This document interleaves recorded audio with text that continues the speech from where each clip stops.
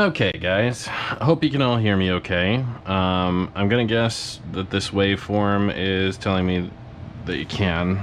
Actually, let me make sure that I have the proper device set up because I don't think that I do. Test, test, test. Test, test, test. Test, test, test, test, test, test, test, test. Okay, that is the correct mic. We'll just deal with the decibels later. Anyway.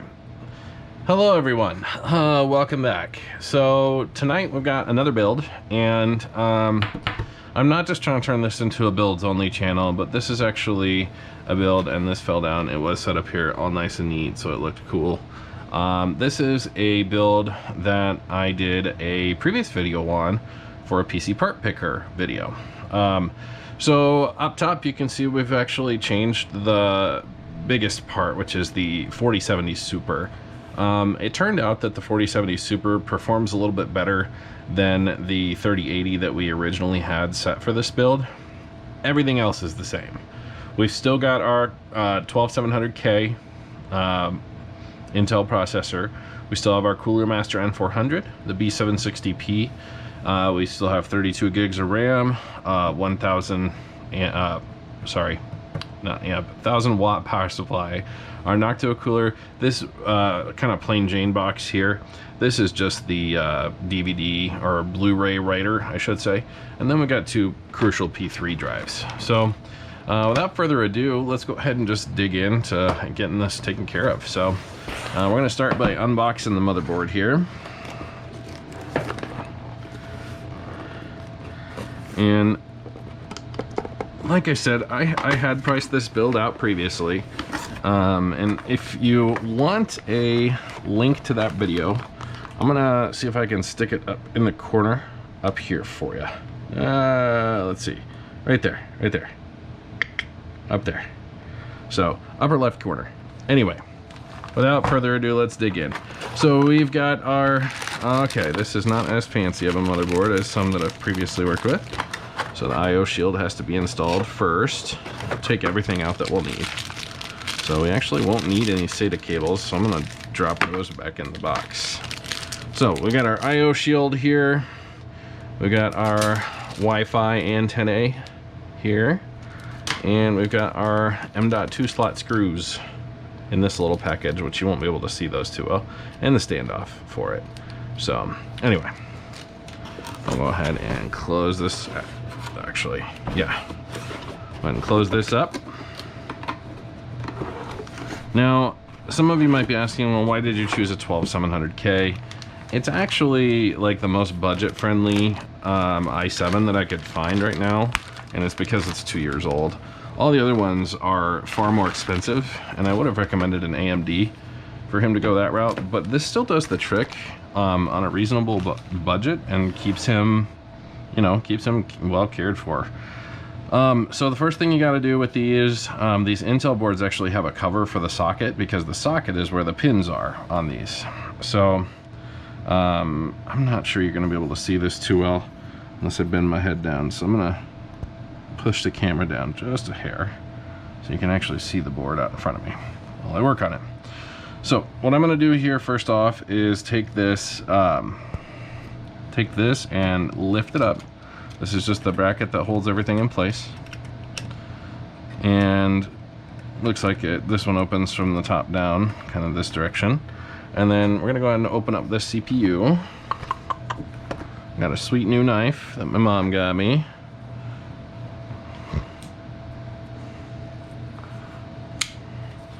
Go ahead and slice this guy open.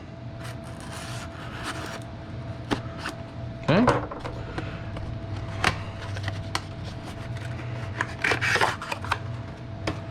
Not really anything else we need in that box.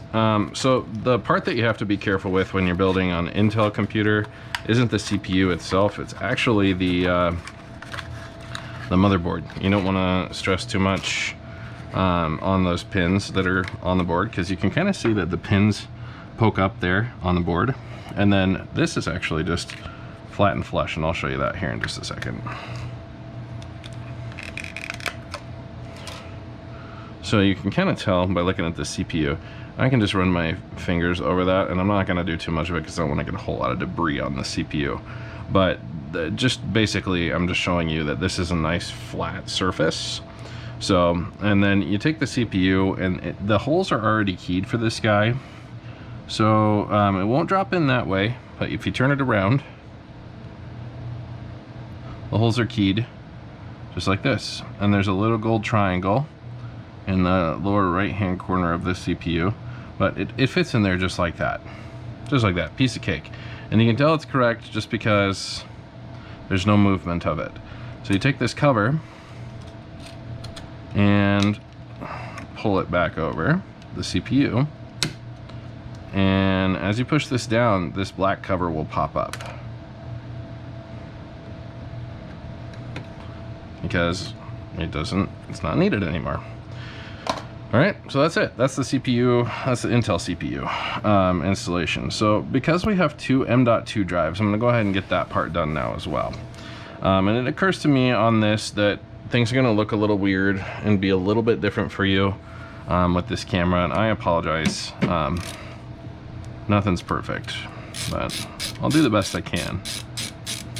Also, if I take things a little slower than you'd expect, it's because I injured a couple of my fingers yesterday working on a laptop screen. There's actually a metal component to one of the screens that I was working on for a customer, and my hand slipped and went right into that metal portion, cutting my finger pretty deep. I probably should have gotten some stitches, but I don't want to go to the hospital and pay a medical bill for that. I'd rather just meet my deductible and then deal with it after the fact. I haven't met my deductible yet this year, so that would be an expensive visit. Okay, so this is a relatively simple mechanism for putting these drives in. So we went with a Crucial P3 drive for this build, just because we don't need anything super crazy, and it's still a really good rate of transfer for this. I'm trying to get this out of here without flinging the screw. I just did a big cleanup on my office. If you can't tell, it's not everything, but it's, you know, it was good enough to build a PC. And the last few days have been a little wild around here. So, and you just drop that down there. There's a little tab on some of these MSI boards, and you just push it around, and it holds that right in place. And we'll take this guy, and it's weird, I have to use my ring finger for it, and we'll put back on here. It's in place. We'll change this so that it's for tightening instead of being loose. Oops.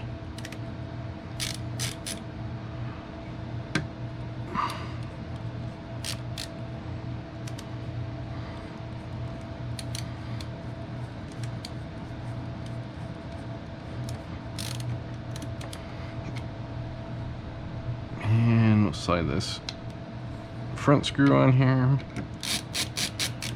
Now I could go ahead and leave the drive out, the secondary drive, if I really wanted to. I'm not going to do that right now. I'm just going to go ahead and pop it in there. It becomes a little harder later on once the GPU is in here and everything else is in place to actually accomplish that, because it doesn't really matter. It's not going to matter too much which lane I install the Windows onto, because the speeds are, I mean, it does, but it also doesn't at the same time. The speed difference is going to be minimally noticeable. So that was one SSD. We'll open up the other one here.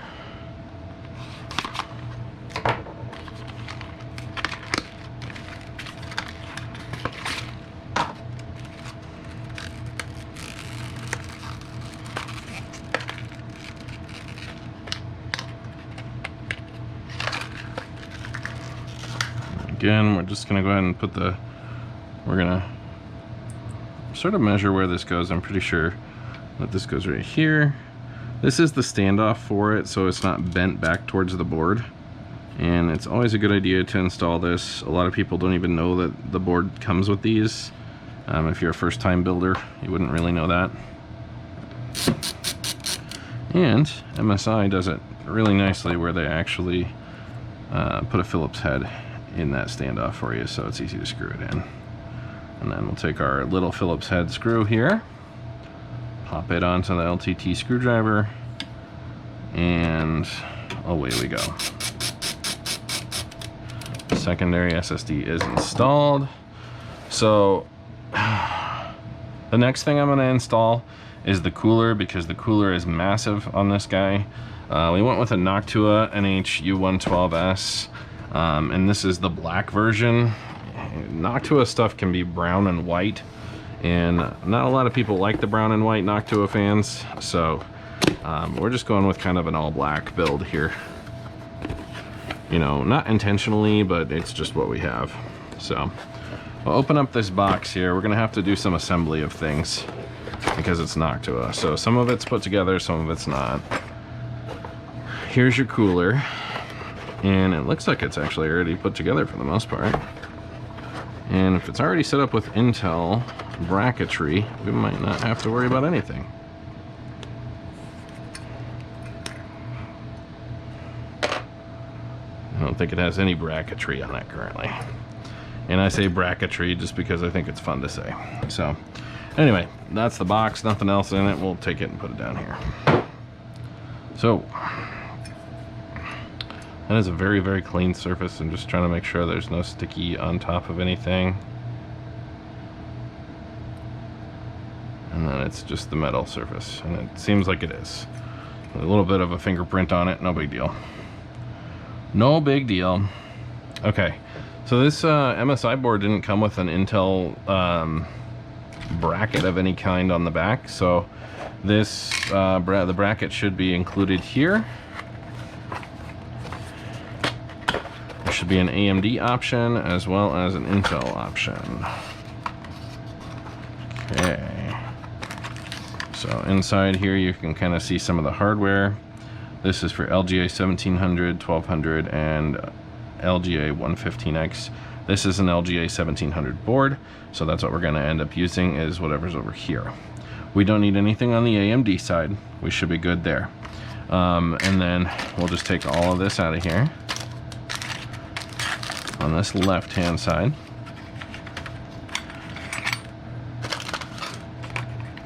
And we will prep for installation. So we can close this up for now. We'll need some of the stuff that's in here after a while, just because there's thermal paste in there, and I'm gonna use the thermal paste that came with it. But because I don't often use the Noctua coolers, I am going to go ahead and read the instructions on this guy, just so I can be 100% on what I'm doing here. So, no, it's funny. So the first thing to do is to get that back plate installed properly. So what I have to do to begin with is put them in position 2 for the LGA 1700 socket. So they say position 1 is this side must face the motherboard. Okay, so position 1 is where the screws that come with it are down here, and position 2 is up here. So what we're going to do is take these, we've got some screws in here, and these are the securing screws or the fasteners for it. Oh my gosh. We'll slice through some instructions here. Okay.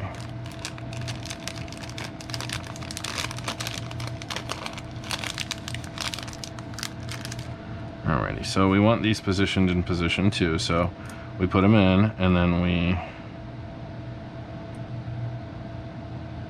place them up here, and then there's little clips that go around them to hold them in place. We do have blue spacers for the 1700, LGA 1700 stuff. Don't want to lose any of this. I'm going to push it back up there onto the table. Things like to roll. That's one of the main problems I always have with doing installations of coolers. Alright, so then we pop that guy over that to secure it in place. So now that can't move down to the other position. And we'll stick the next one in here.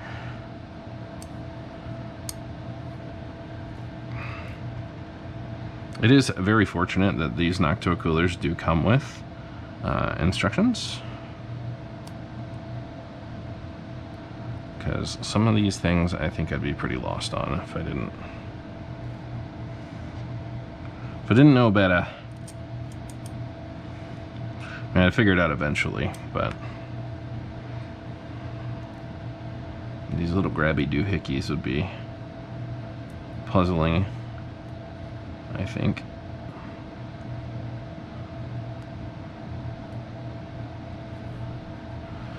And one more.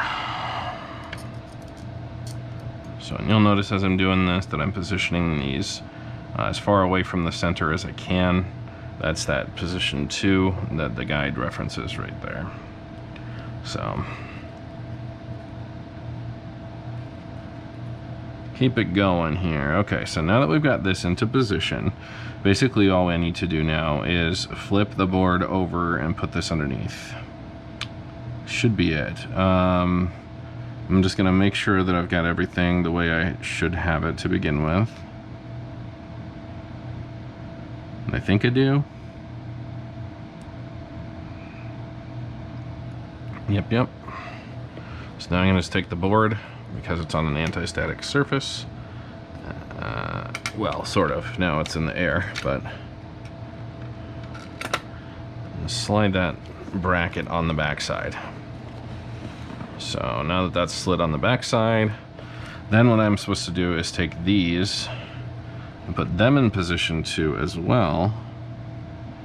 It says not to do. How do I want to do this?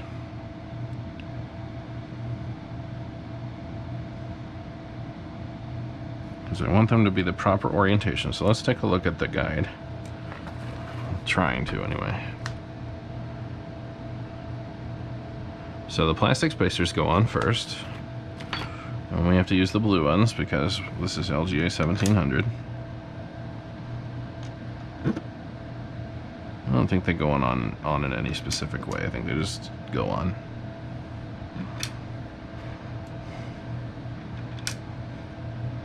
It's all the same in the end, right?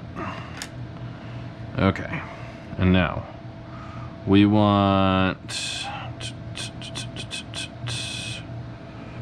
See, so if this is gonna face, if we want it front to back, which we do, we always want it front to back. We want to put these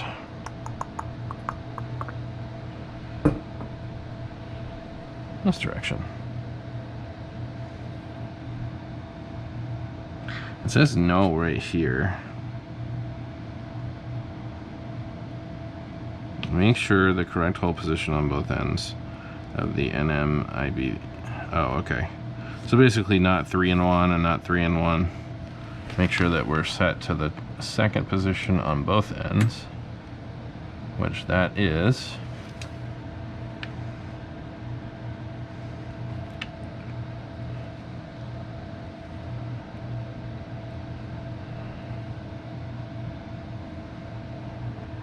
And set to the second position on this side as well.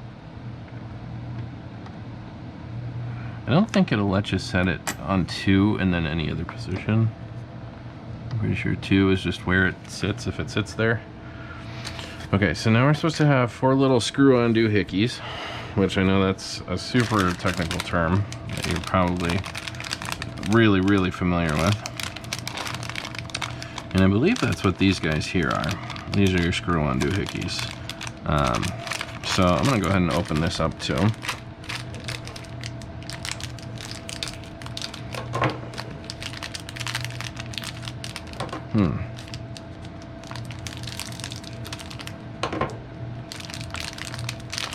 Okay.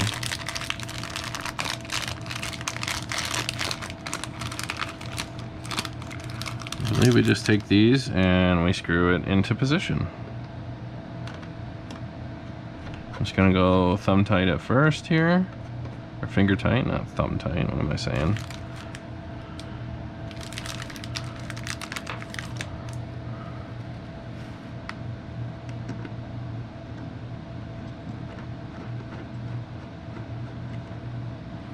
It doesn't really matter if I do opposite sides with this because I'm not applying the cooler yet. The cooler application comes next, so.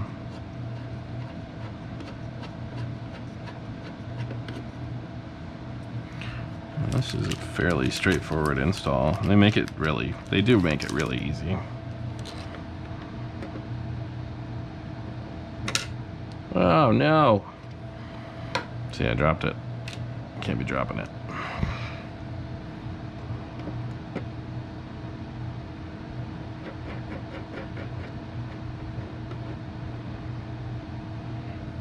Sorry, it occurs to me, if I don't hold my head straight, the camera angle's not straight. Okay, I'm gonna tighten these up now,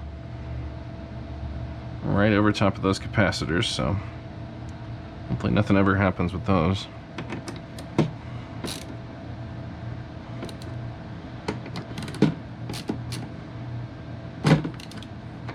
Okay.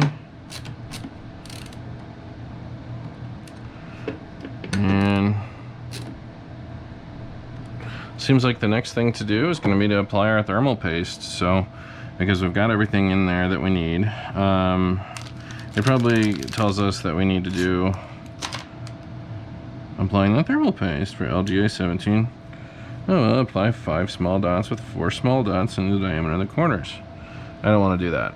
I'm going to do the application of the thermal paste my way, as I will get you sufficiently cooled without overdoing it. So, alright, get some of this Noctua thermal paste here. They give you like a preset amount, so I might end up having to use a little bit of my own. But I'm going to take this thermal paste, I'm going to go straight down the middle like this. And then I like to do one here, lighter, and one here, lighter. And you'll start to see what I mean when you apply that middle part squishes out, and then the other parts squish out as well. Not squish out like to the point where it's terrible and awful and you don't want to deal with it, but it squishes out perfectly. Keeps everything nice and clear.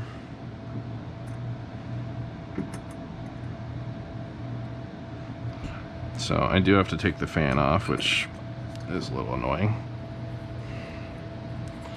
but such is life. I really don't like these. This is the one part of these air coolers I don't care for, is when you go to pull these brackets off, they really don't go back on the same way. I mean, they do. Like they do what they're supposed to do. I just don't care for the way that they do it. Oh, nice. And it's actually got little grippy teeth on the back of that fan. That's pretty cool. I can honestly say that I have not seen that before.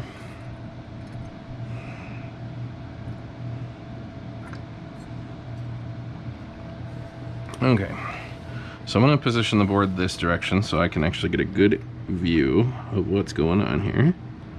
So we're positioned over the screw over here. Looks like we are here as well, but we're not grabbing just yet on this side. There we go, now we're grabbing. Okay, so I'm going to switch my screw bit, my bit for actually screwing things in, out to a different Phillips. It's a little bit fatter and more intended for desktop purposes instead of laptop purposes. I'm going to start screwing this guy down. So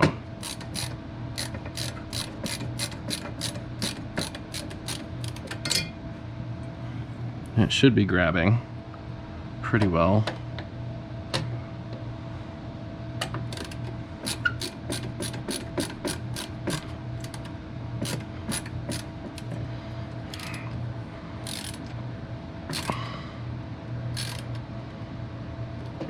Okay, that's screwed all the way down.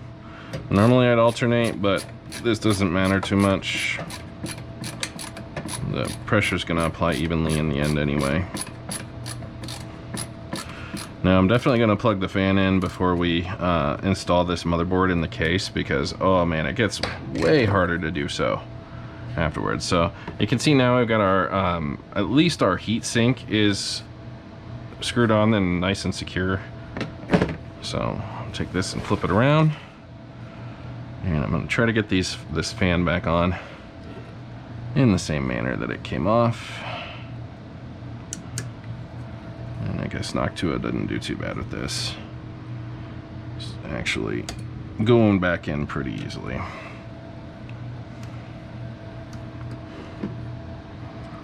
It'd be nice if that cable was a little longer, but I don't really like having spare cable, but it is what it is.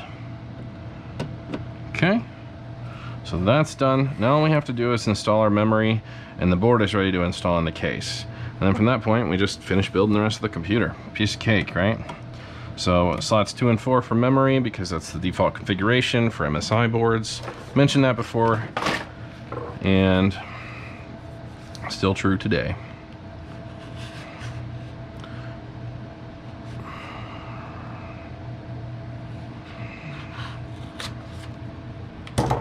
Oh man, what a day.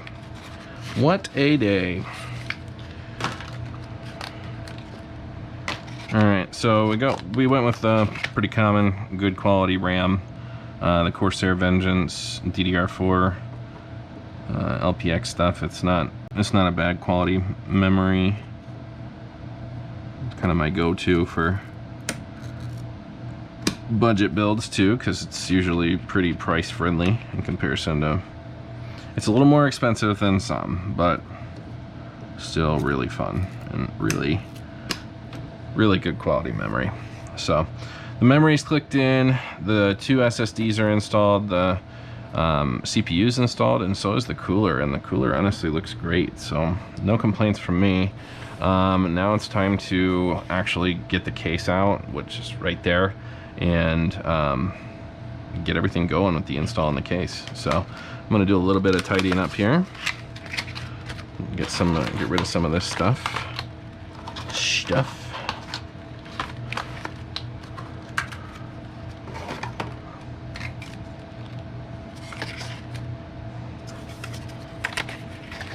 This way I don't have a million boxes on my desk while I'm trying to continue working.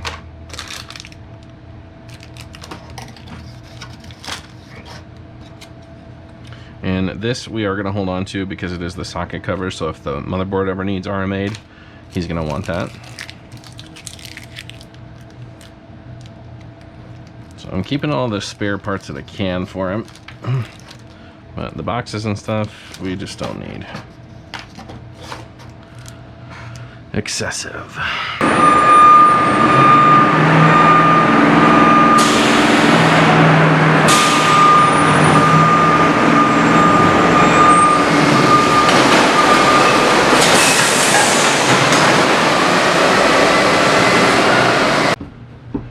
Alright, here we are back in front of the case again and the motherboard. So as I normally do, we slide the motherboard aside for the time being, and we'll go ahead and get the case out so we can start working on it. Now, I don't often work with CoolerMaster cases, so I'm not sure what the default configuration is going to be for the standoffs in this guy. Hopefully decent, and hopefully ATX. So I don't have to deal with trying to figure out where standoffs go and everything else. Not like it's a huge deal, but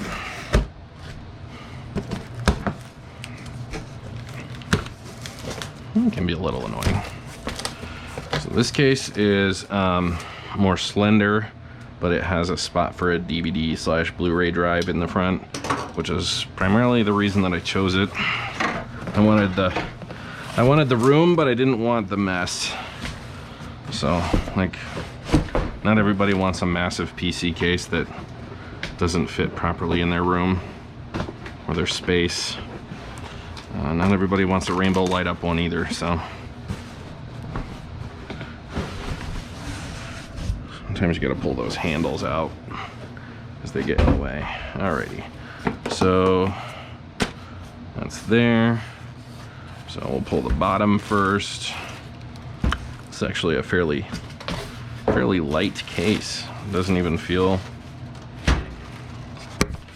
So sorry about that. This is a little more light duty than I like, I think, but it's Not the end of the world. Try to keep it reasonable with the case price and everything. We didn't need a fancy case where the side panel was glass or anything like that, because we're not working with stuff that lights up or is trying to be fancy. We're not trying to be anything we're not here with this build. So just being honest.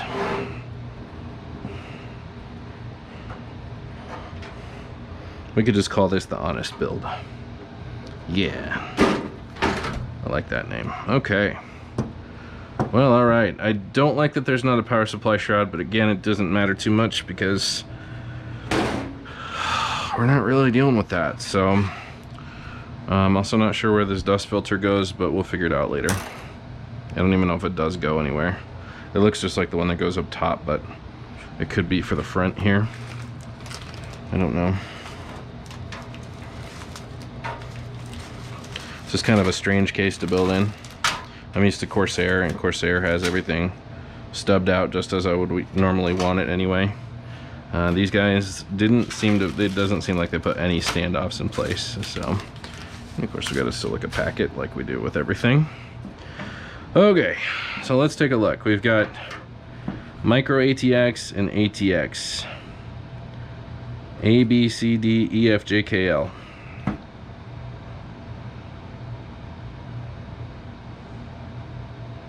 Cool. Now they tell you what holes to put the standoffs in.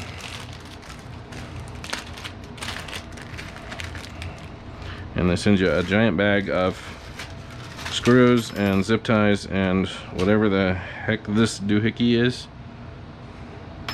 Again, I guess we'll figure that out later. Alright, so it's all in one bag. I don't care for that, but it is what it is. Let's just go ahead and get it done. Because the sooner I quit complaining and the sooner I just get started, the better. Now, I did leave out a screwdriver set so I could work with it, because it's the only one that has my standoff screw bit. The LCT screwdriver I have doesn't have a screw bit for this, so. And it could be that it exists, I just haven't purchased it. So. And these are brass connectors, so they're not actually magnetic. So I have to start them all with my finger.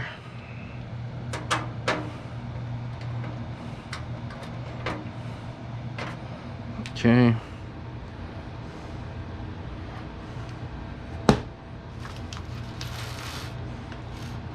Now the other part that's a little bit annoying about this is that I'm not actually even going to need all of these screws that are here, but they all come in one big bag that's not resealable, so I'm stuck with it.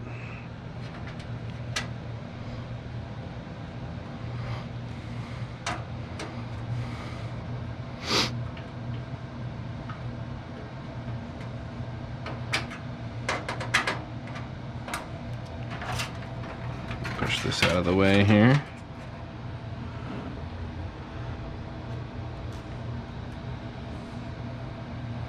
Looks like we do get... Oh, where did that go? My head stuck to my last standoff, unfortunately.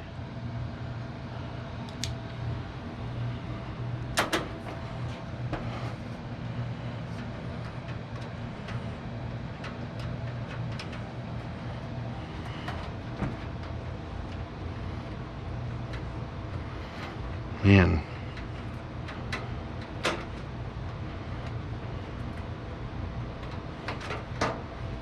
Okay. Thanks, CoolerMaster, for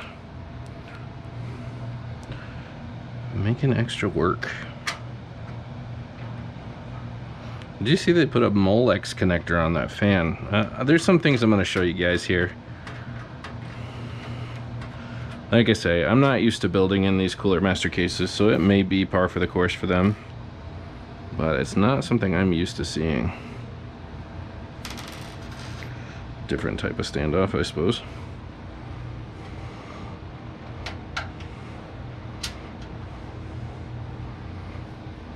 Come on. Gotta get it started.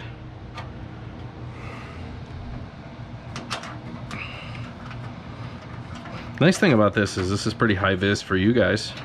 You can actually see the standoffs I'm putting in because they're gold. Brass colored, I should say.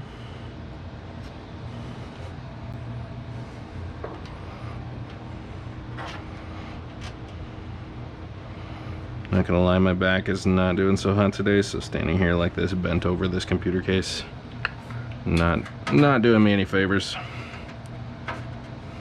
Okay. We have a couple of standoffs that have a little bump on the top, and it looks like we're gonna need to use them, but I don't know why they have a bump on the top. I don't know if I like that. Just want a standard standoff.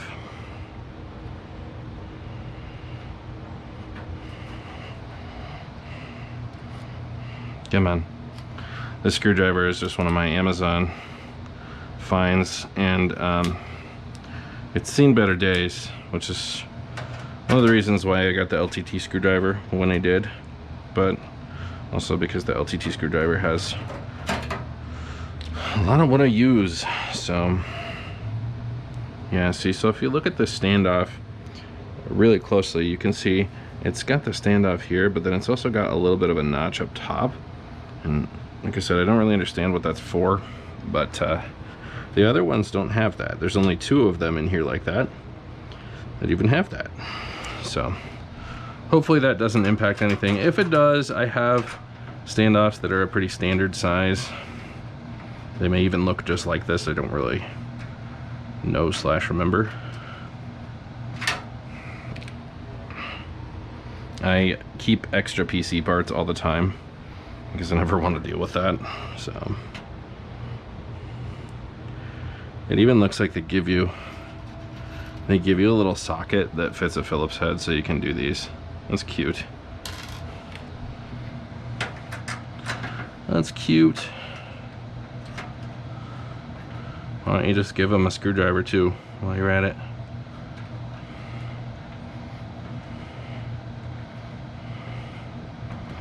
Okay. Pull that off of there. Okay, so the next thing we need to do, because we've got, and I'm going to pull this, so this is a Molex connector that's hooked up to this fan here, and they're kind of tied together. So I guess I'll untwist tie it.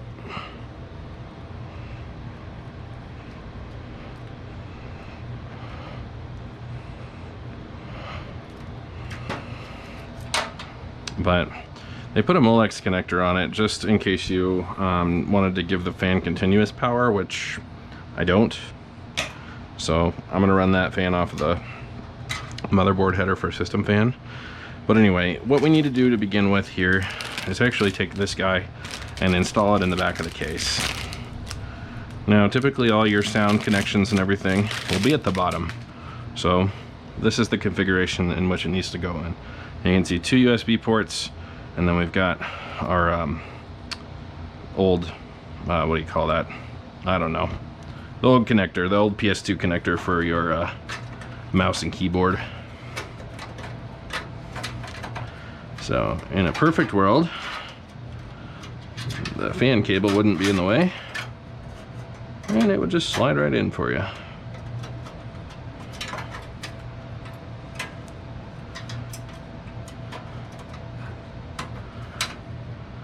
Kind of actually clicks into place more than it slides in.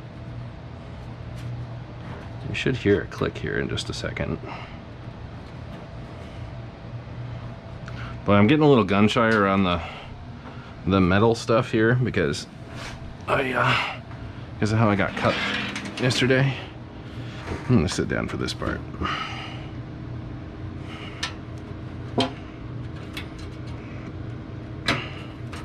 Push that out. I'll try putting the bottom in first here. There we go. Bottom clicks in first. Top or the part that faces towards the outside of the case goes in last. Okay, so that's nice and secure. So now that that's in there, this fell down so I can't see what I'm actually showing you guys. It's a little annoying. Now that that's in there, what I'm going to do is take this whole motherboard unit.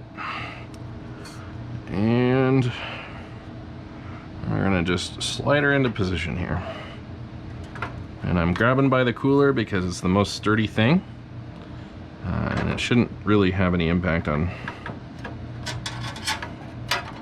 what we're doing here. Okay. So then you just kind of check to make sure that everything's aligned in the back and that it looks okay. Seems to look fine.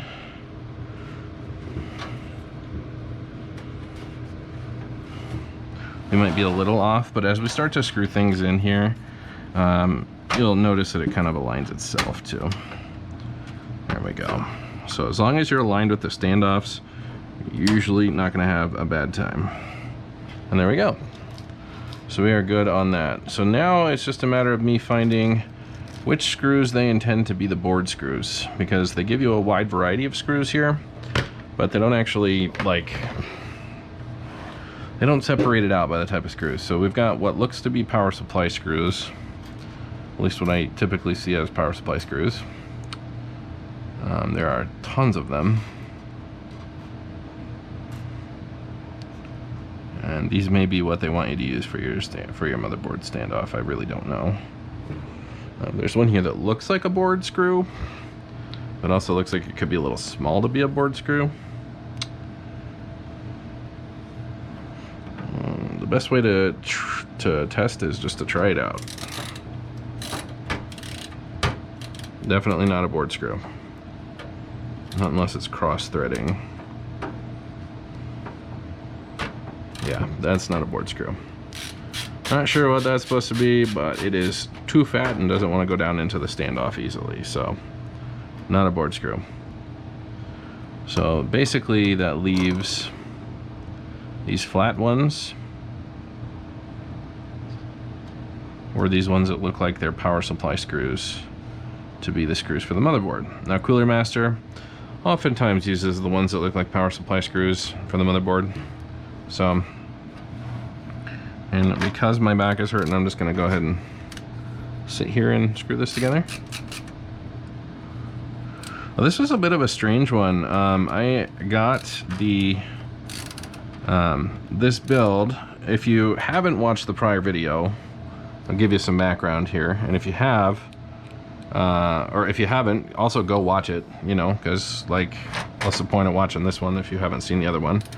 But if you've not seen the other video, this is a customer that contacted me via phone and said, hey, I would really like to get a PC built to have something here, you know, custom, that's going to run really good for a really long time.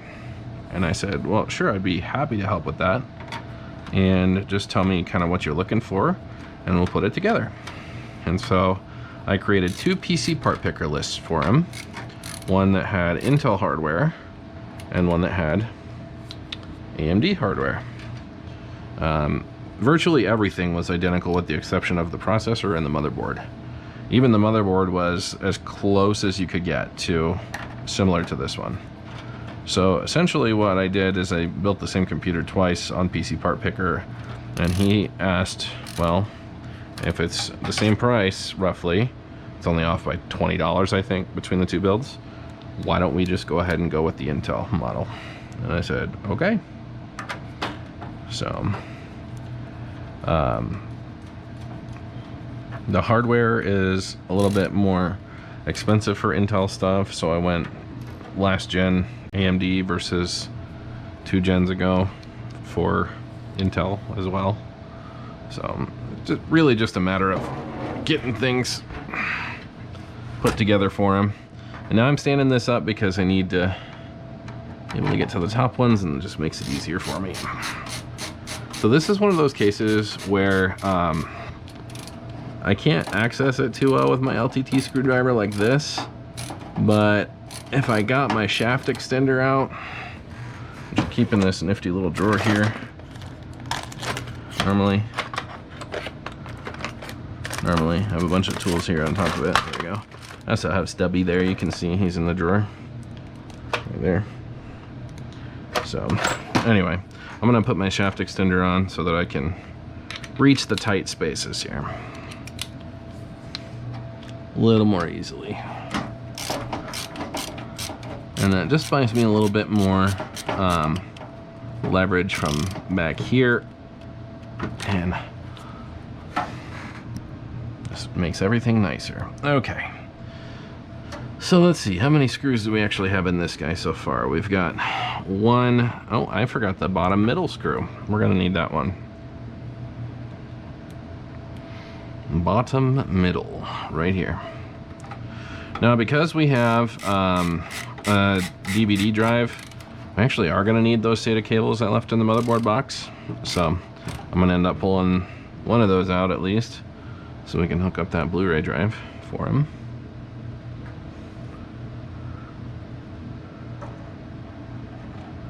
And this is really, really, really tough to see.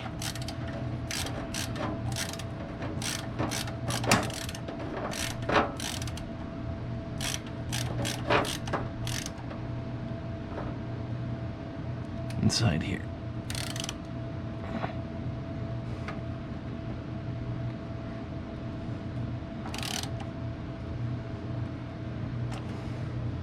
I think I got it in there all the way.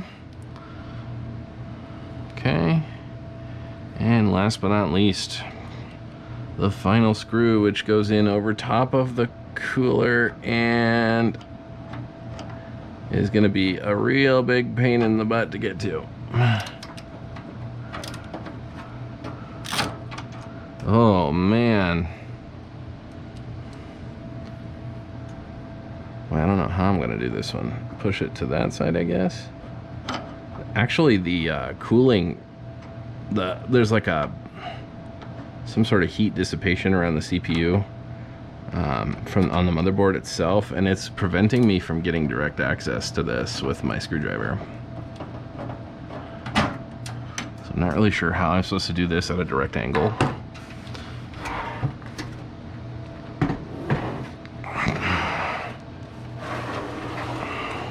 Because one, the case is in the way,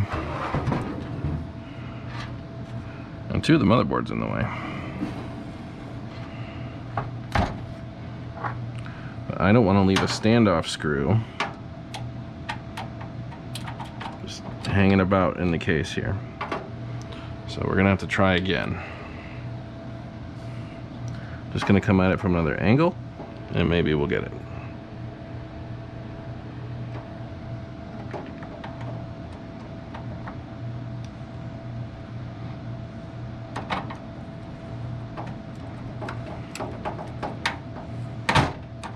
Oh my goodness, I don't want to cross thread anything either.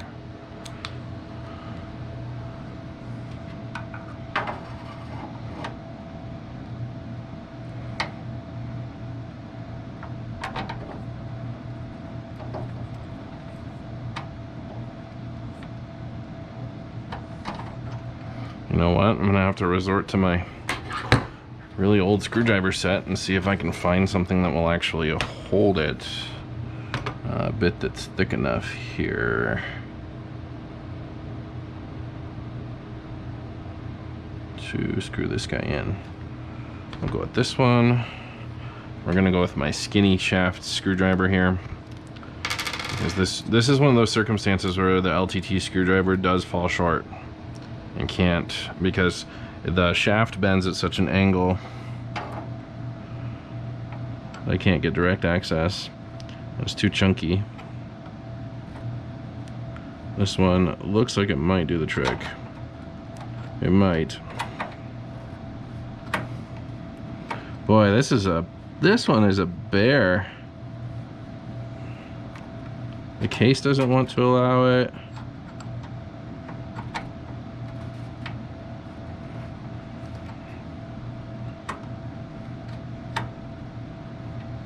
Like, the standoff's in the correct position, everything's in the correct position. We're gonna shorten up the screwdriver, see if I can slide it in there.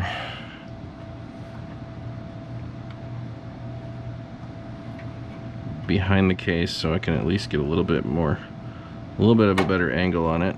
There we go. And then I'll see if I can turn it.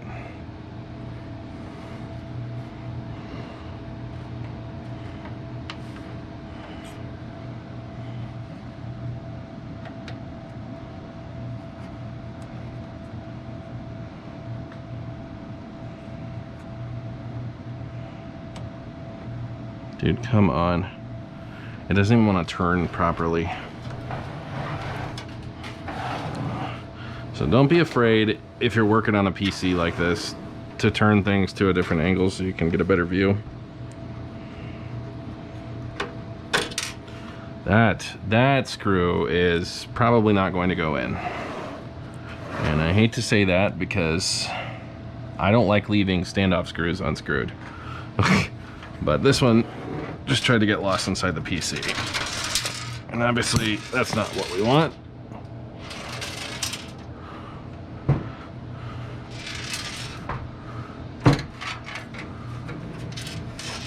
There we go.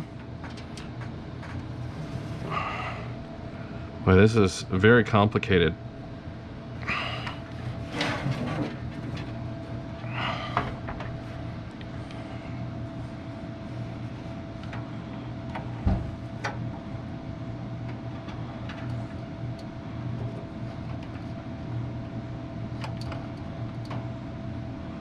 That stupid piece of cooling technology or whatever, the a little decorative MSI thing up at the top is keeping me from getting this screwed in properly.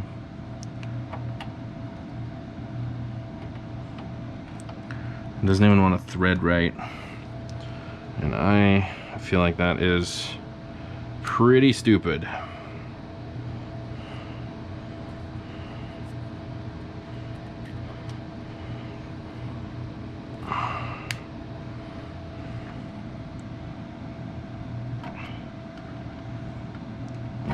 Get to thinking, oh man, is there a way I could have done this differently so this wouldn't happen? And the answer, simply no. These are sometimes the weird things you run into when you're working on something like this. You know, if I had an angled thing, I could probably get in here, like some sort of angled screw in. An angled bit of some kind, but I don't.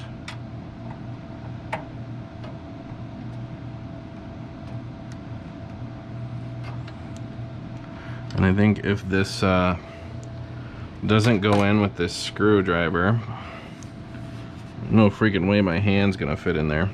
I'm gonna go look through my DeWalt stuff and see if I can find a DeWalt screwdriver that will work on it. Be right back.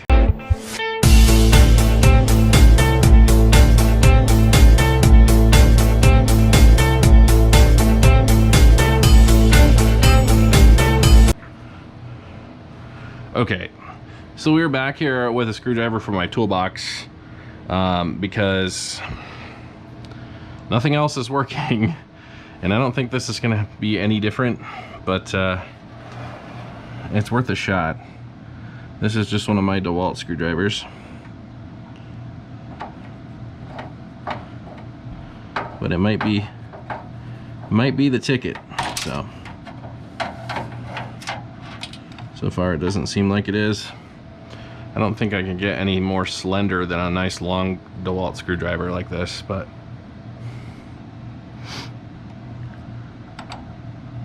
one screw not being able to go in is not the end of the world. It's just not how I like to do things, I guess.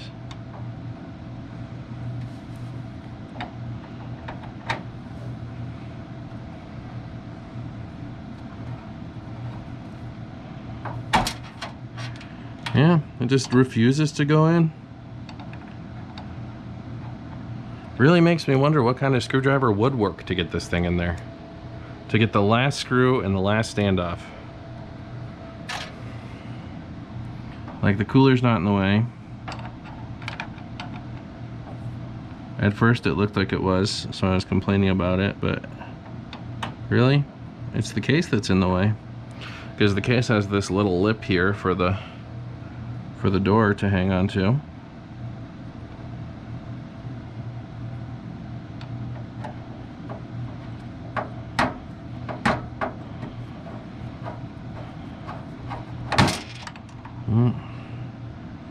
Damn.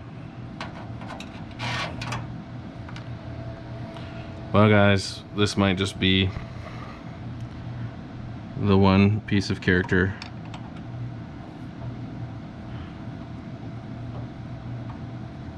that this machine has.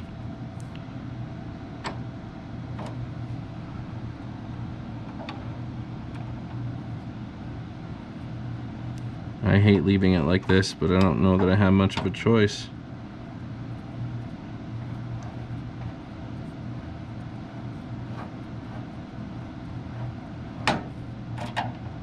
Well, I either cross thread the standoff or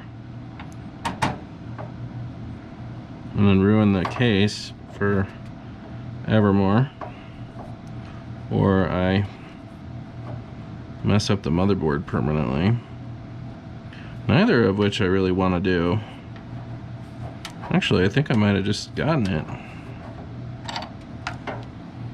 I totally did. I totally got the screw down into the standoff. Okay. It's not all the way in yet, but we're making progress. I'm flexing on this I'm flexing on the case wall, as well as that little piece of cooling up there at the top. And it's in. It is in. Whew. Wow. Wow. That was by far the most difficult screw to get into this machine. So, not something I want to deal with again, but definitely valuable. All right, I'm gonna fix that camera angle so you guys can see what I'm doing from here on out. Scooch this back some. So anyway, the motherboard is installed now. So now it's basically just going through and hooking everything else up. You already know what all we have to hook up. We've got this mess of cables here. We've got our power supply cables that need to run next. So I always say the next thing after I get the motherboard installed is running the power supply, because the cables for the power supply are the second most important thing. The only thing I don't really care for on this is the cable management in the back is minimal at best. So I don't know how I'm gonna run the CPU power, but I know that I don't think it's gonna fit in this back paneled area, because the back panel area isn't giving you much.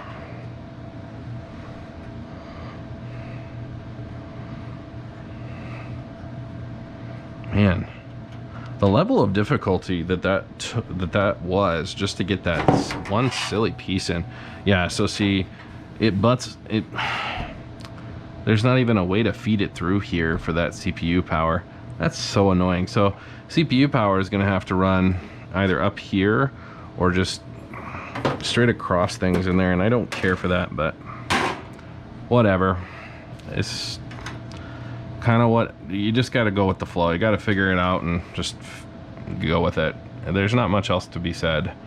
The case is what the case is, so no point in even really having the cable management back here aside from for the small cables.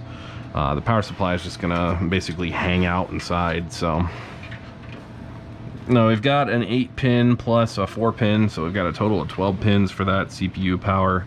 I am gonna supply power to all 12 pins, just because I know it doesn't need it necessarily, but it's always good to have everything just completely hooked up. So we're gonna have, this is a 1,000-watt power supply, so it's pretty efficient.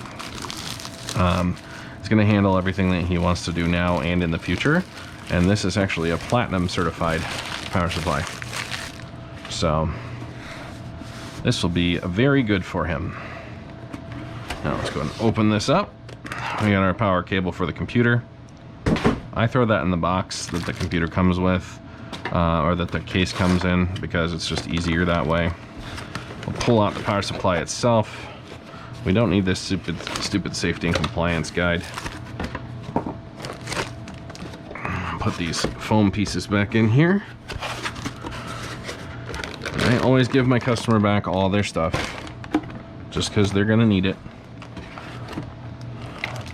Heaven forbid the power supply fails in the future, they're gonna want their power supply box. Now the little things like the boxes I threw away earlier, those are just boxes that were not really needed. So the SSDs don't need to come back in their original packaging when you do RMA and SSD. I know because I've had to RMA a few SSDs in the past. So here we go. Let's get started here. So we've got the 1000 watt big boy. Let's get the power supply cables pulled out that we need. So the obvious one for every board is the 24 pin connector, this big boy right here. So we will go ahead and undo this.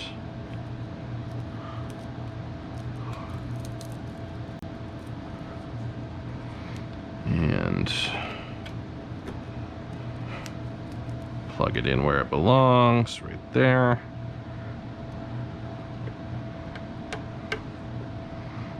I'm just basically trying to get this set up for the future. So I'm gonna put the power supply cables in, or the 24 pin connector. I'm gonna do the PCIe connectors, which I do have to verify how many pins this does have on it for the 4070 Super, and pray that it's just the one weird 12 volt connector thing, because I don't know if I'm gonna have, yeah, I think I do have the 12 pin connector for this. We'll see. We shall see. I wish they'd show that information on the outside of the box. So just sort of leaving you hanging. Like, I know I can open it and look, but I'm not really at the stage where I want to do that right now. Pretty sure it's just going to be that 12 volt connector though. The one that's pretty standard.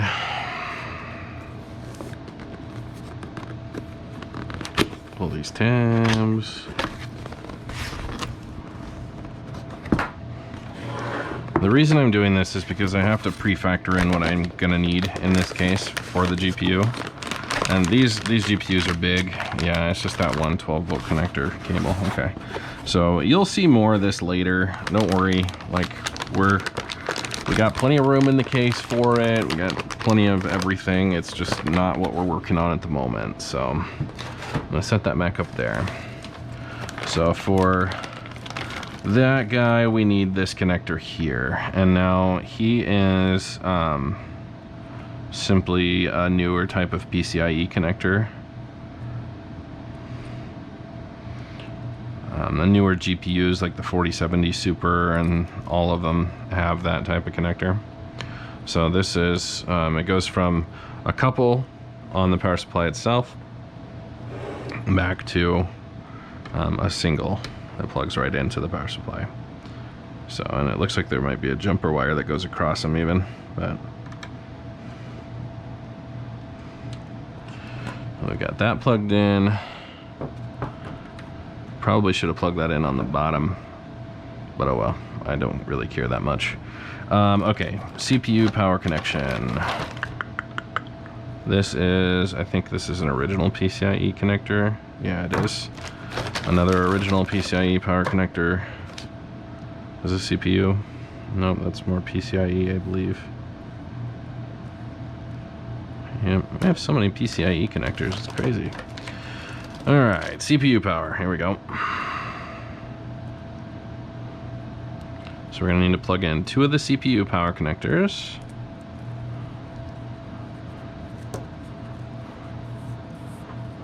We got this guy here.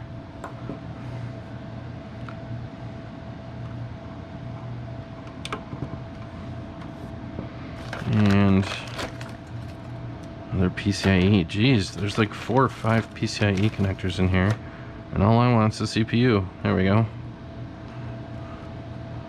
We're gonna use a full CPU for one and a half for another. For the other, I should say. Okay. So we've got motherboard, we've got PCIe for your graphics card, and then we've got the CPU power. So what else we need in this case is a SATA power. And the reason we need SATA is for our Blu-ray drive. because we do have to power it, so.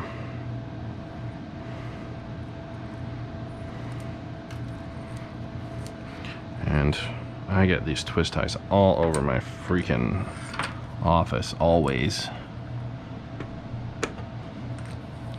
Just a part of the job. All right, here we go. So, power supply is fully ready to go. All I have to do is run it where I want it to be, and then we're good.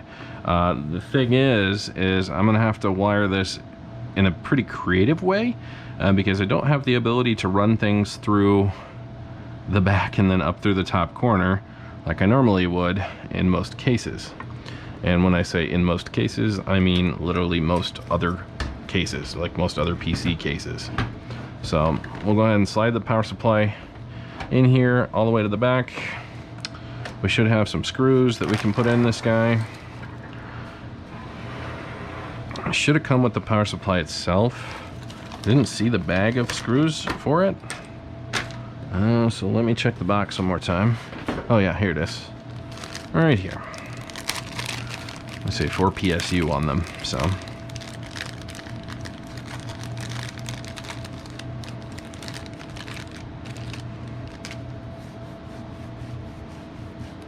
Okay. So, and I've mentioned this in other videos, other build videos, but try not to put all these in at the same exact time or tighten them all the way up, because you just don't want to do that. Put all those PC screws back down there where they belong. At the end of this, I'm just going to grab my magnet and toss them back on all into a Ziploc baggie. It's really silly how many it comes with. So we're going to go ahead and just do 1, 2, 3, 4, just enough so that we have it pre-threaded and it doesn't come back out. Again, a quick 1, 2, 3, 4. So it's pre-threaded, doesn't come back out. 1, 2, 3, 4. Pre-threaded. And then last but not least, we'll work on this one and we'll actually thread this one all the way. And I don't think I've worked on a PC where the power supply sits so low either, that my screwdriver can't actually function on the bottom 2 screws. Okay. You can see why we do this, because the power supply doesn't always match up 100%. If I were to screw one of these holes all the way in, then it would just go beyond where I need it to. So, all right. So the power supply is secured and it's in. So now it's a matter of really just positioning these things and running them where I need them to be, but without interfering with anything else. So that's going to be a little tough because the GPU is a pretty good size. So it's a matter of running these CPU power cables where they need to go, but not getting in the way of anything else. So there is a little area down here where I could shove some of these cables up in the back, and then try to bring them back up through the top. And I may try that for the CPU power, just because I don't really, that's the big one that I worry about. I guess I probably should worry about the 24-pin connector too. You can see if I pull that CPU power through, I can pull it out the top. So I might have enough room to run this, I might not. It's really just kind of a toss-up. So run it down through that bottom, and then I have to run it across the top and plug it in over here.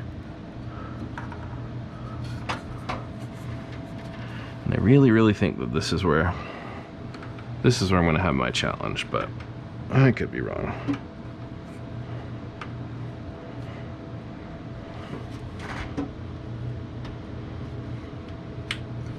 Okay, actually that one wasn't too bad. Not bad at all. Okay, that CPU power connector is plugged in.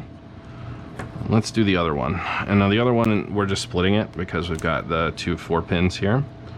And so, really hard to see up in that case. Grab a flashlight here.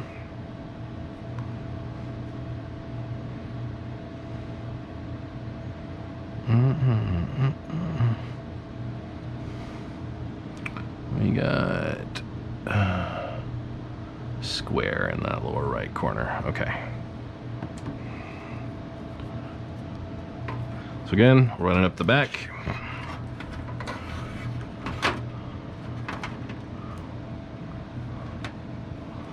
Pull it up through here.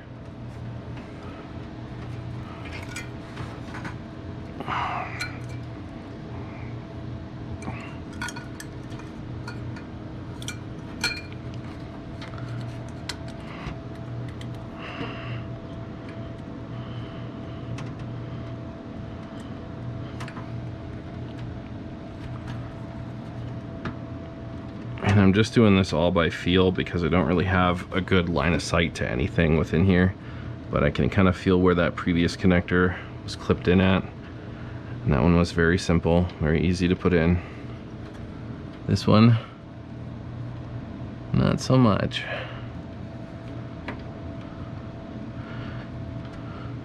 You know what they say.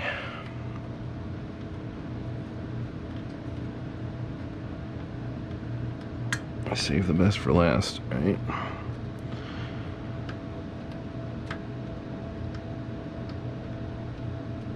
I just don't have a good line of sight to anything here.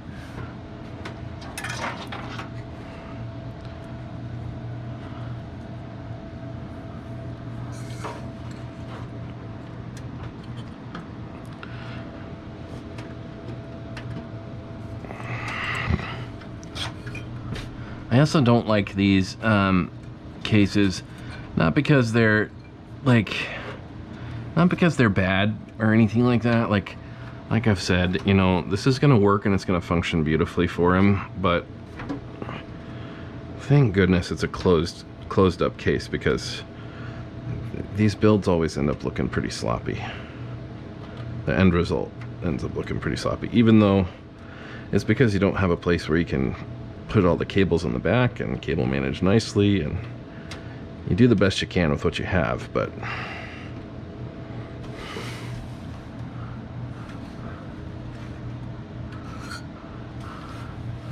now I'm running into that cooling thing again, where that stupid cooling shroud thing is in the way up top. Only this time it's just making it harder to get the CPU power plugged in, and that's not ideal.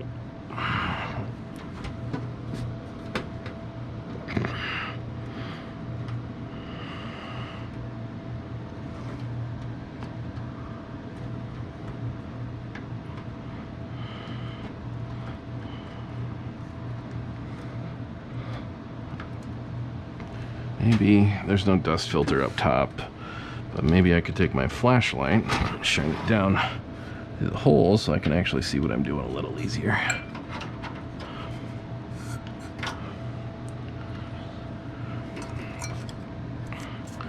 Because like I said, I was trying to do this all by feel, and that's freaking impossible.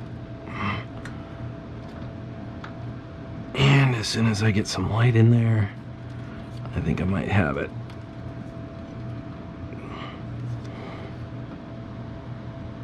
There's the click. There's a click, I got it. So, best way I can show you this is to continue to hold that flashlight up there and to show you that those are plugged in up there in the corner. So, alrighty. Anyway, that's how I had to run CPU power. I am not a huge fan of it, not at all, but sometimes you just have to do what's necessary, unfortunately. So there you have it. The CPU power runs out through the back, up through the side there, and that's that. We're gonna do the same with the 24-pin connector, because this will most certainly get in the way of the GPU being in place.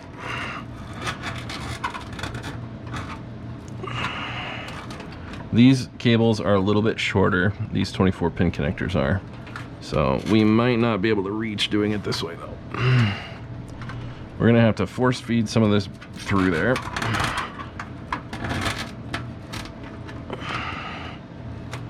And then that might have made it so that we can reach. Oh my goodness, it sprung right back out.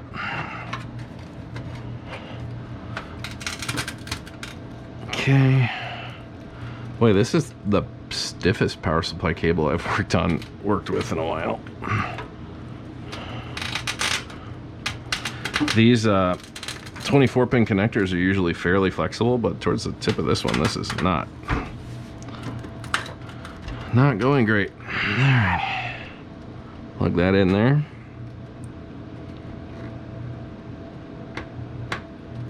Almost in there.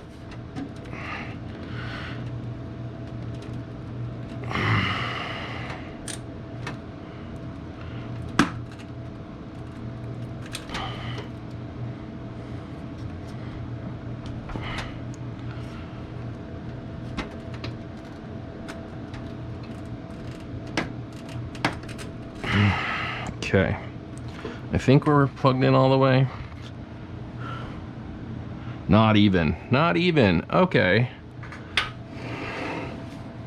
Boy, this is being quite difficult as well. Why is it like this?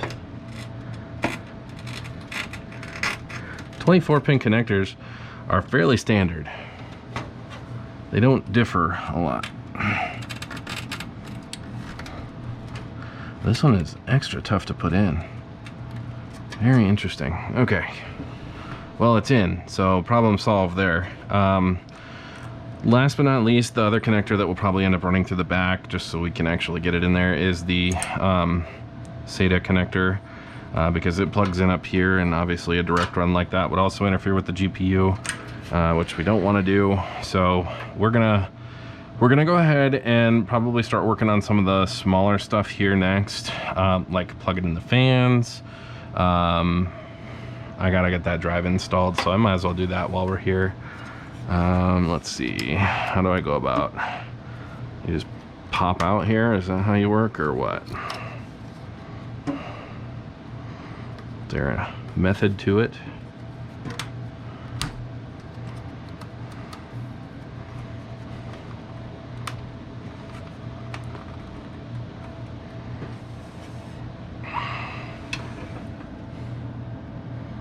I don't think there's really much of a method to it. It looks like it unclips inside here, so I'll push a tab on this side, and then that should push it forward.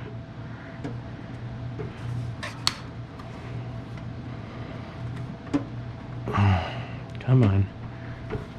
Don't be difficult, guy.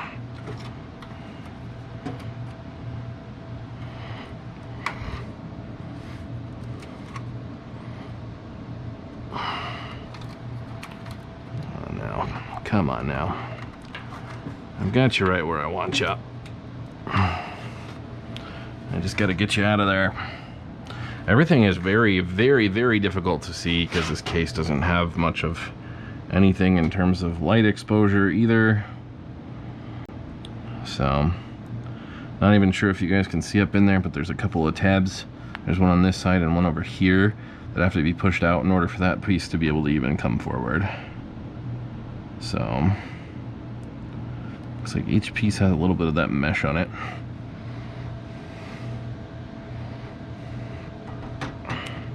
Let's set this right here, see if I can keep some light in there. I'll grab my screwdriver.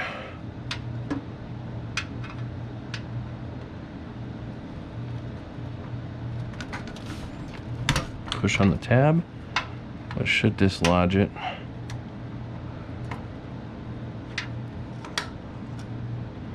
Oh, I see. So it's not a matter of pushing out the tab, it's a matter of pushing the tab while pulling out the side.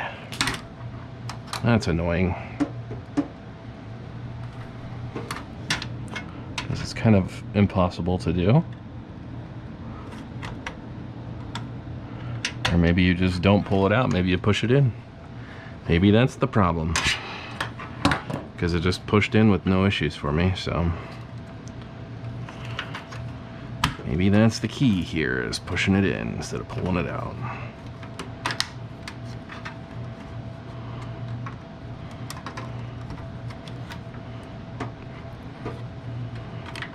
Almost has to be.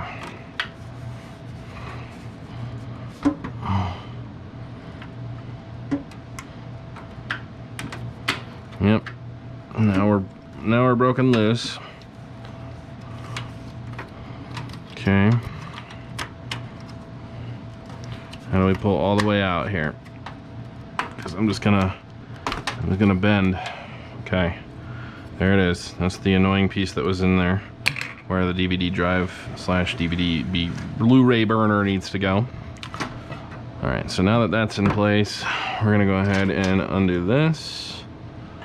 We'll get this Blu-ray drive pulled out here.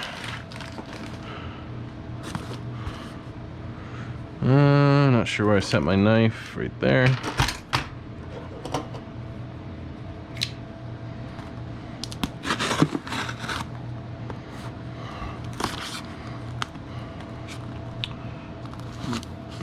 Okay.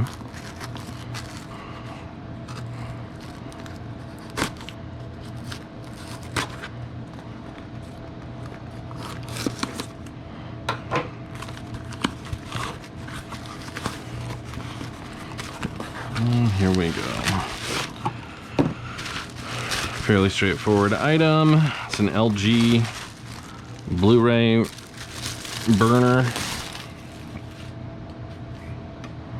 Take it, slide her in. Should go in fairly simply, just like that. And then what you do, you line up the holes there. And you take this little guy,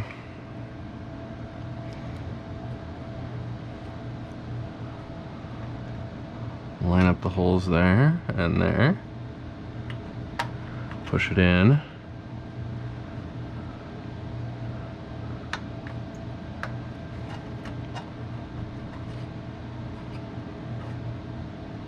and maybe I should do the same.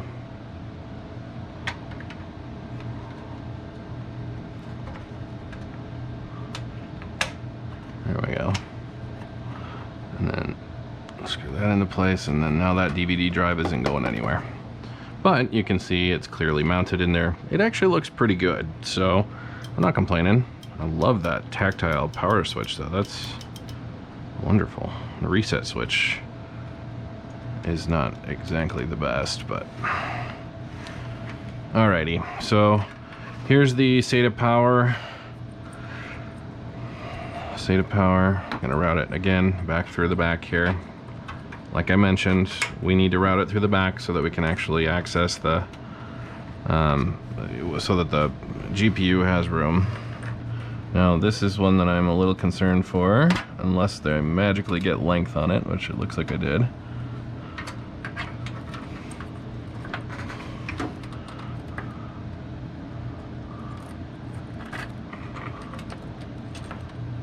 We're gonna go underneath of it here. Don't want a whole lot of bogus with that.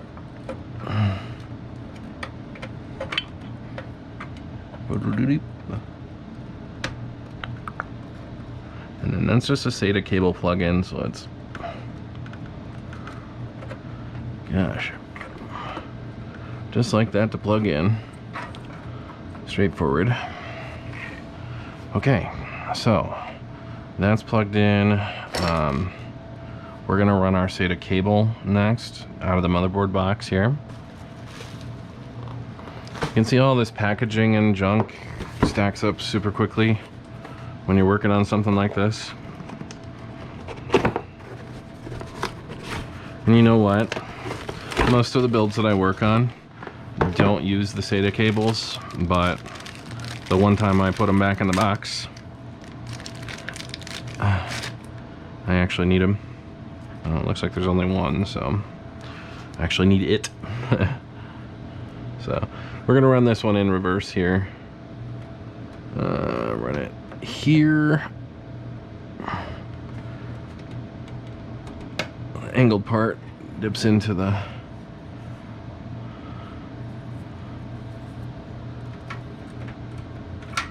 clips into the drive itself.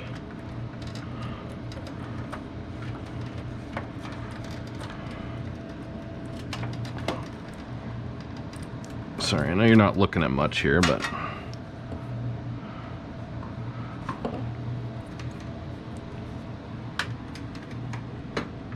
And clip that bad boy in place right here. There we go. SATA drive is accounted for. Plugged into the motherboard. Okay, so we do have a fan cable here. Again, because we don't have any management through that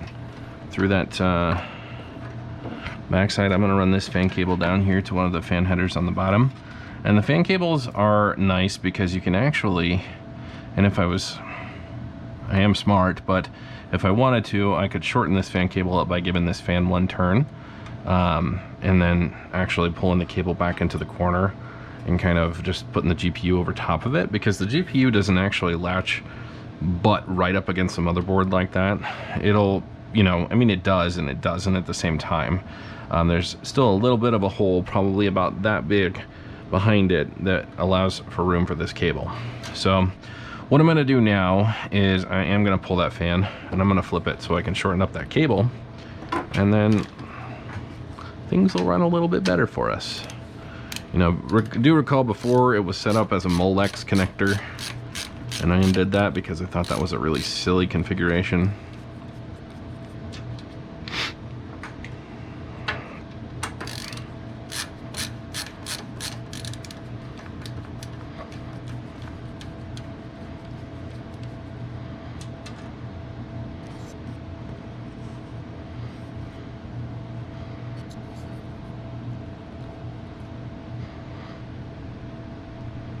Sorry, I was just straightening up my camera there.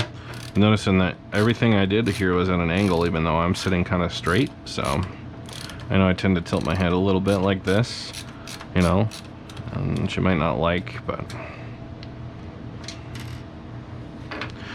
And if this build can show you anything, I hope that it's showing you that things don't always go according to plan when you build a machine.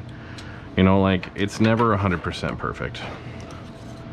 But it's okay to admit that, you know, things don't mesh super well together. In the end, it all has to work. You know, it all has to actually go together and everything like that. But it's certainly not been a cakewalk, from that silly standoff screw to the CPU power connection here that's been a pain in the tuchus too. You know, nothing's perfect, and don't expect it to be, because if you do, you're just gonna feel really dumb. And nobody deserves to feel dumb when they're just building a PC.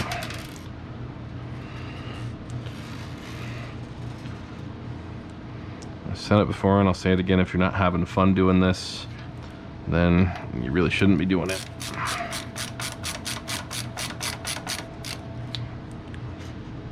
Because it should be fun.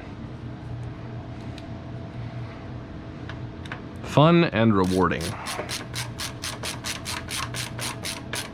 This is like the optimal situation for me to use this screwdriver, just so you know. I kind of get the feeling that my microphone will die before my camera does, because my camera is plugged into a battery that's in my pocket. So, okay, so we did that. We can then run this cable along to the bottom where there's a fan header. A system fan header right here. Right here.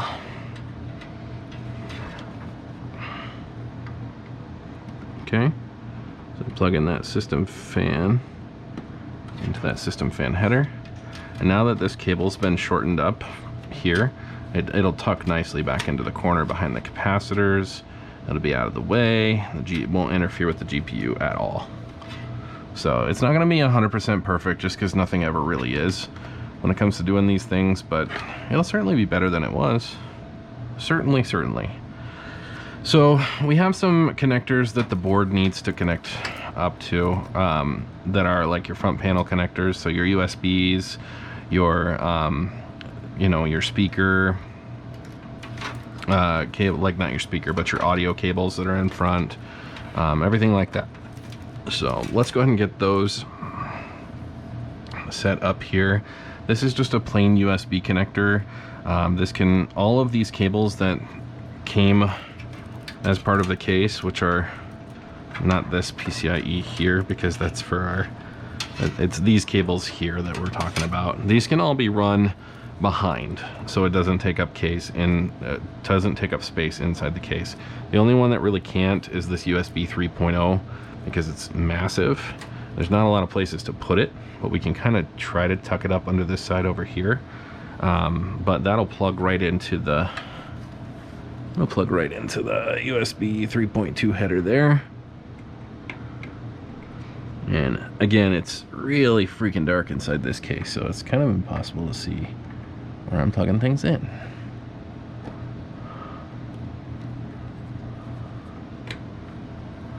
There we go. So that USB 3.2 is plugged in, and I can take all that excess cable and I'll try and shove it back in here. That way it just doesn't take up all the space inside the case. So we have, these are just an HD audio and USB, so your HD audio is actually for your audio connections on the front panel. There's a little bit of a gap here on the other side of the power supply that you can see if you look really closely. You've got the little space there that the power supply notches out into. So we're going to shove this HD audio cable back behind. And like I said, there's not a ton of space to cable manage, so we have to be as conservative as possible. But these little cables here, this is what was really meant to be shoved back there, because there's not a lot of room for anything else.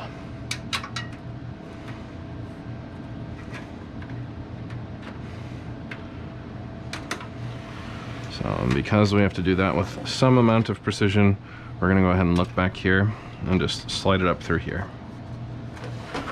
And if we flip back to the other side, we see that it's there. HD audio cable is usually always in the bottom corner here.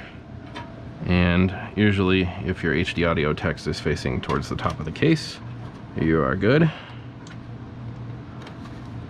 And this is one more thing that will help hold that fan cable in place. There we go, just like that. So that HD audio cable's out of the way. We have some USB cable. We have a USB cable here that needs to be plugged in. This one, honestly, we're not gonna take it back behind because there's no reason to. There's plenty of space in here for it. I'm gonna shove it down here on the bottom, and it just is gonna plug into this USB header that's right here.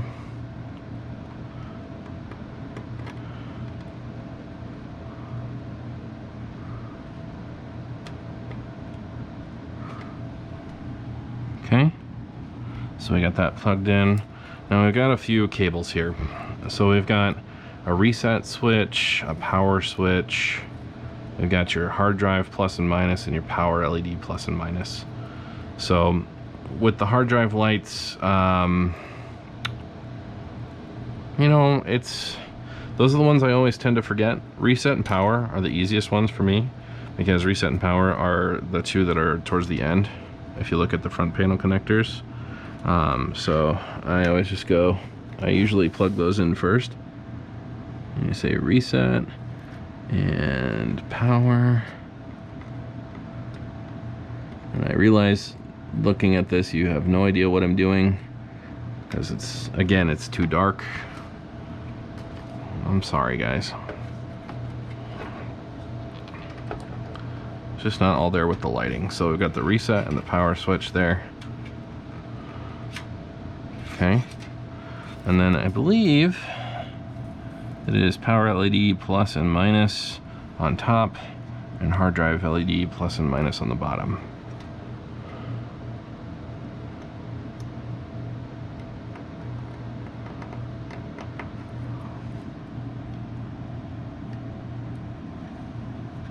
You know what? I'm wrong. It's power LED on top. Yeah, I was right. Power LED on top, hard drive LED on the bottom. Okay, well, we're fine. So arrange the power LED cables, which I don't know why they're not already set that way to be like connected, but they're not. So smush them together and slide them over their pins.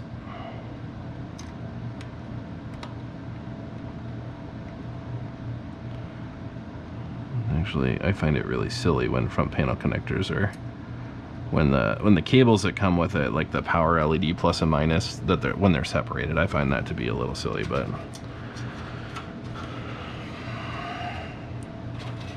just one guy's opinion, right? Okay, so all these cables that are not the power supply cable for the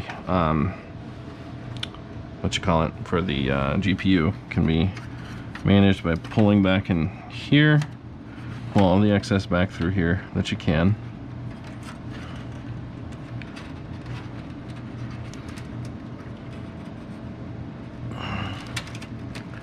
Again, these are messier cases, but you can still try to do what you can to keep it as neat as possible, right? Okay, well, there we go. So that's about as neat as I can keep it with everything that we have in here. I've got the USB cables and the SATA cables and everything pulled off to the side here as best as possible. I'm probably going to zip strip some of this on the back side, that way it's not showing a ton. But again, we don't have a glass panel on this, so it's really of almost zero consequence whatsoever to us, you know. We're almost done with this build, actually. So the one thing I'm a little nervous about is, will this GPU fit in this case? And I think it will. I think it will clear it. I think it will probably be a just barely situation, but I do think it will fit. So we're gonna go ahead and take off all the nice shiny plastic here, so it doesn't potentially interfere with anything in the future. Okay, we'll take it off on this back side as well.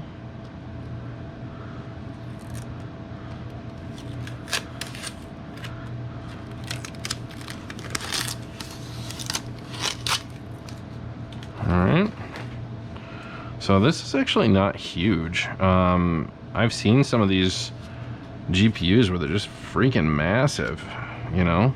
This doesn't look too bad. It's more slender than I actually imagined it would be, so that's a good thing. Alright, so we're gonna have enough space to mount it, I believe. We just have to be able to maneuver it up into its slot here. And some of those cables that were tucked back here in the corner, we're gonna have to push them out of the way a little bit, because it will interfere.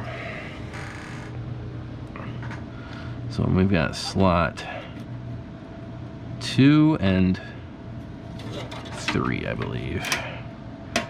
So this is one of those cases where you have to punch out what you're working on here. So they make a Phillips head slot here for you to shove your screwdriver in and push, and then shove it in the other side and push to break the pieces loose. And this is definitely a 2 slotter. This isn't a 3 or 4, so push, push, bendy bend, and there you go. So then we'll take this and we will try to shove that fan cable back in there at the same time.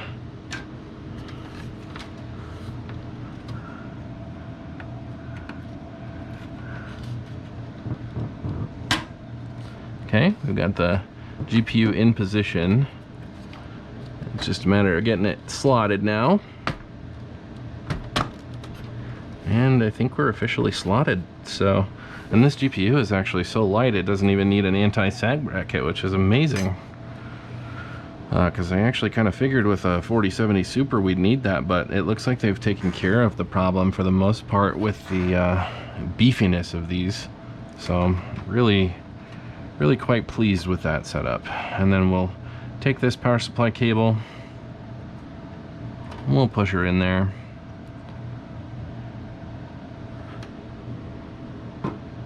Like so, until we feel that click, which hasn't happened yet.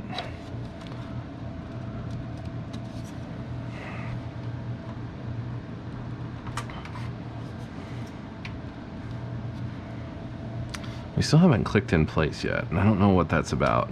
This power supply has been a little bit more finicky than most that I've worked with. And I strictly tend to work with the Corsair power supplies, so there we go. Okay, now it clicked in place.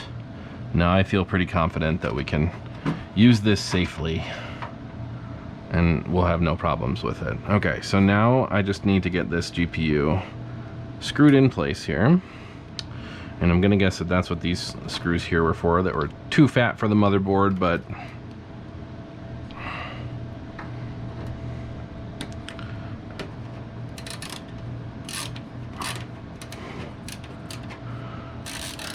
another situation where the LTT screwdriver is good, but this is one of the reasons why I got the shaft extender, is because sometimes you run into cases like this where you can't always get a good screw in there nice and straight, and that's where that shaft extender comes in handy slightly. Except the first time around the shaft extender was of zero help.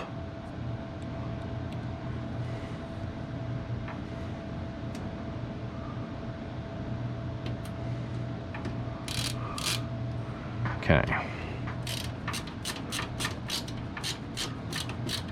There we go.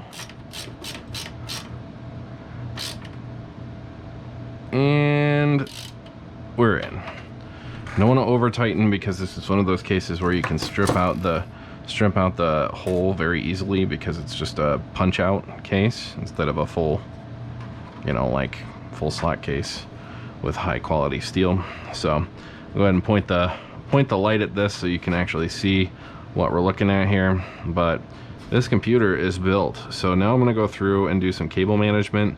There is one more fan cable I need to plug in. I'm going to plug it in the header that's up top up here, because it's the front fan cable, so it'll give us some good airflow through there. I think that's the one that I took the Molex connector. No, there's another Molex connector still hanging off of it. So let's just get rid of that real quick, and then we'll be fine. We have to unravel it first, though.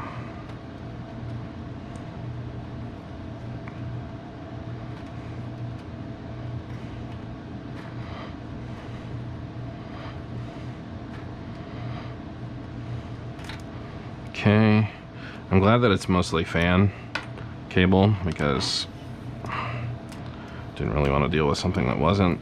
Okay, here we go. And we do have a system fan header up top. I'm going to see if we have any on the bottom here that I can use, because it might be a little easier to fish one through to the bottom. Let's see, any fan connectors on the bottom? Nothing that looks like a good option, so we'll fish through to the top. We've got a couple system fan headers in the top area here up above the GPU, so we'll just make use of those.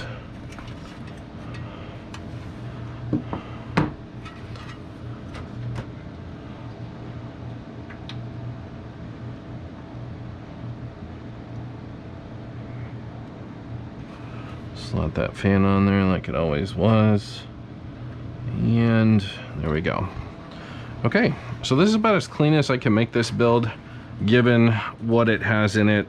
It's all black, so, you know, it's not like anything's really gonna be super showy in it anyway. But we're essentially done with it. I'm gonna flip it around and cable manage it, get Windows installed, and that's that. So if you liked watching this, go ahead, hit that like button, and a subscribe to the channel would be amazing as well. If you haven't checked out the PC part picker for this one, go ahead and check it out. I'll leave the link at the end of the video here in the suggested videos for you, so you can check it out. But aside from that, thank you for watching. Have a great night.